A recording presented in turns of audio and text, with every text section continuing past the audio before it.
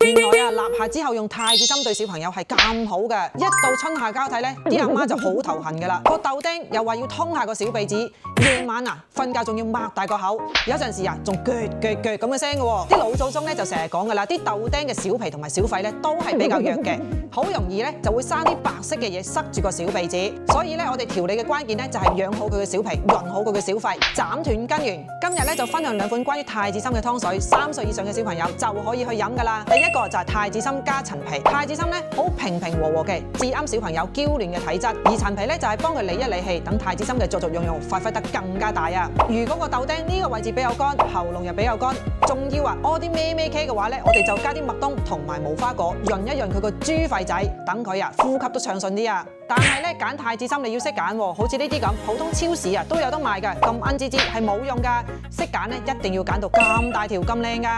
啲小朋友呢個位置唔舒服，調理體質咧先係根本，養好佢個豬皮豬肺，底子好咗，啲唔好嘅嘢自然會遠離個豆丁啦。